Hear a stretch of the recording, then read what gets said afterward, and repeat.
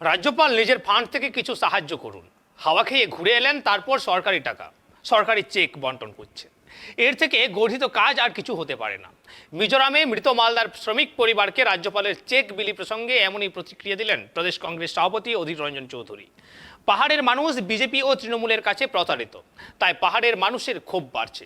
পাহাড়ের মানুষের ক্ষোভ ন্যায়সঙ্গত। পাহাড়ে বন্ধ প্রসঙ্গে বহরমপুরের সাংবাদিক বৈঠকে মন্তব্য করলেন প্রদেশ কংগ্রেস সভাপতি অধীর রঞ্জন চৌধুরী। পশ্চিমবঙ্গের মুখ্যমন্ত্রী, পশ্চিমবঙ্গের রাজ্যপাল, তারাও তো মিজোরামের মুখ্যমন্ত্রী, মিজোরামের রাজ্যপালের সঙ্গে কথা বলতে পারে। এখানে ফোপর দালালি করে বিজেপির লাভ কি আছে? টাকা রেলের, টাকা রাজ্যপালের নয়। রাজ্যপাল নিজের ফান্ড থেকে দেন না কিছু, রাজ্যপাল নিজের ফান্ড থেকে কিছু দেন। আপনার তো অনেক ফান্ড আছে, বিভিন্ন ফান্ড আছে আপনার। গভর্নর্স ওয়েলফেয়ার ফান্ড থেকে দেন কিছু। যদি না থাকে ওয়েলফেয়ার ফান্ড, দাবি করুন কেন্দ্রকে যে 10 লক্ষ নয় 20 লক্ষ করতে হবে, 30 লক্ষ করতে হবে। কিছু তো বলুন আপনি। হাওয়া খেয়ে ঘুরে এলেন, ট্যুর করে এলেন, আর সরকারের টাকা সরকারের চেক বন্টন করছেন। এর থেকে গরিত কাজ আর কিছু হতে পারে বলে আমি মনে করি না। এটা চরম অসাংবিধানিক কাজ বলে আমি মনে করি। রাজ্যপালের এটা করা উচিত নয়। যার যেটা কাজ তাকে সেটা করতে দিন। কালকে বিজেপির হয়ে স্ট্রিট কর্নিং করতে যদি লেগে যান, আমরা তো অবাক হব না তাহলে। আর পাহাড়ের মানুষের ক্ষোভ তো বাড়ছে দিনের পর দিন। পাহাড়ের বহু মানুষ আমার সঙ্গে যোগাযোগও করছে। পাহাড়ে একসময় যারা তৃণমূলের সঙ্গে জোট সঙ্গে হয়েছিল তারা আমার সঙ্গে যোগাযোগও করছে। পাহাড়ের প্রচণ্ড ক্ষোভ তৈরি হয়েছে। পাহাড়কে বিজেপি ঠগিয়েছে, পাহাড়কে তৃণমূল ঠগিয়েছে। পাহাড়ের মানুষ বিজেপির কাছে আর তৃণমূলের কাছে প্রতারিত। তাই পাহাড়ের মানুষের ক্ষোভ আজ উগড়ে দেওয়ার বাতাবরণ তৈরি হয়েছে। পাহাড়ের মানুষের ক্ষোভ ন্যায়সঙ্গত ক্ষোভ। ভোটের জন্য তাদের প্রয়োজন হয়, ভোট পুরালেই। মাটিগাড়ায় মৃত স্কুল ছাত্রীর পরিবারের সাথে দেখা করলেন দার্জিলিংয়ের সাংসদ রাজু বিস্তা, নীরজ জিম্বা, বিধায়ক আনন্দময় বর্মন সহ একাধিক বিজেপির নেতা নেত্রীরা। বাগডোগরা বিমানবন্দরে নেমে সোজা মাটিগাড়ার তুম্বাজোত এলাকায় পরিবারের সাথে দেখা করে সমবেদনা জানান এবং দোষী যাতে উপযুক্ত শাস্তি পায় সেই দাবি করেন সাংসদ। সাংবাদিকদের মুখোমুখি রাজু বিস্তা জানান, যেভাবে দোষীকে পুলিশ প্রশাসন আশ্রয় দিচ্ছে এটা মানা যায় না এবং এ ধরনের ঘটনা শিলিগুড়িতে বেড়েই চলছে। পুলিশ প্রশাসন সজাগ থাকলে এ ধরনের ঘটনা ঘটত না। অন্যদিকে পশ্চিমবঙ্গে যেভাবে নারী নির্যাতন ঘটছে কিন্তু মুখ্যমন্ত্রী চুপ করে থাকছেন। অন্যদিকে মাটিগাড়া এলাকায় প্রতিনিয়ত ড্রাগস ও আর্মসের কারবার হচ্ছে, সেদিকে নজর নেই পুলিশ প্রশাসন। মাটিগাড়ায় ছাত্রী খুন, বিশ্ব হিন্দু পরিষদের মিছিলে পুলিশি লাঠিচার্জ, মাদক মুক্ত শিলিগুড়ি ইত্যাদি দাবি নিয়ে শিলিগুড়ির এআরভিউ মোড় থেকে হাসমুচক অবধি প্রতিবাদ মিছিল বিজেপি। উপস্থিত ছিলেন সাংসদ রাজু বিস্তা, বিধায়ক শঙ্কর ঘোষ সহ একাধিক বিজেপি নেতা এবং কর্মী সমর্থকেরা।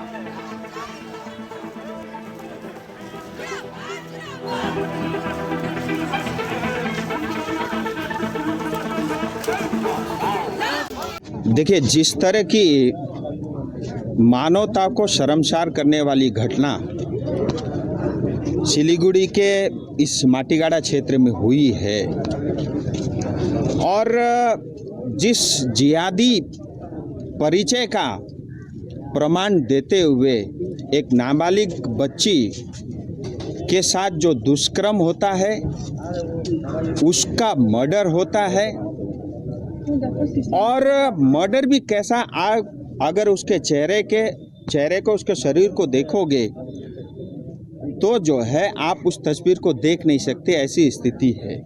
इतनी दरिंदगी के साथ जो है उस छोटी बच्ची के साथ अन्याय और अत्याचार और उसकी हत्या हुई है।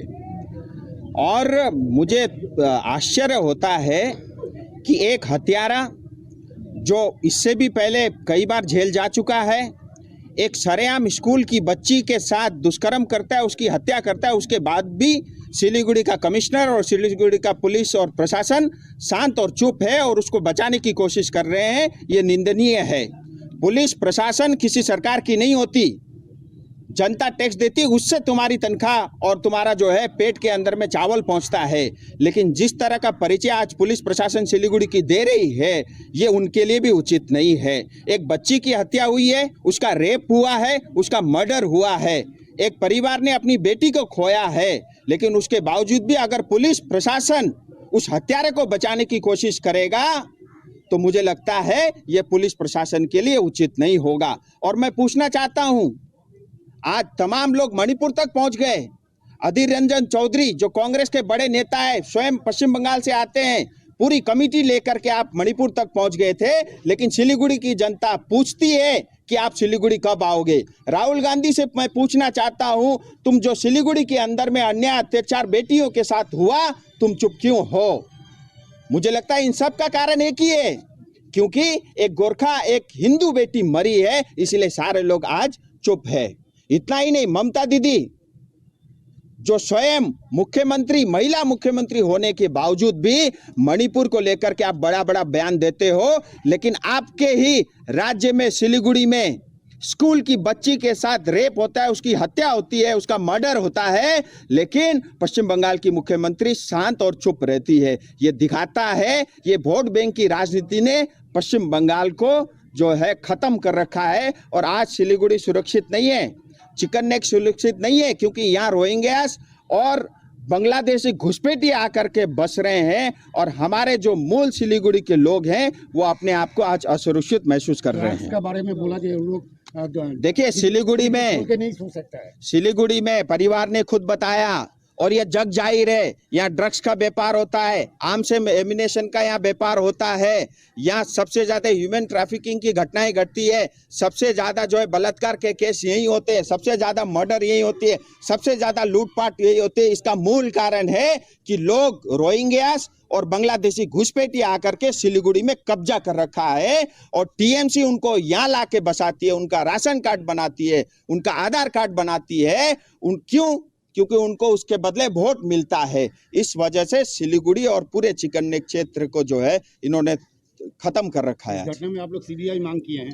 मैंने गवर्नर को स्वयं चिट्ठी लिखी है, और आज ही मुझे उसका उत्तर भी आया है कि वो इसकी जांच कर रहे हैं और उचित कदम उठाएंगे। मैं चाहता हूं पीड़िता को न्याय मिले, परिवार को न्याय मिले, और जल्द से जल्द मिले, और न्याय भी कैसा, फांसी से कम अब कुछ नहीं चलेगा।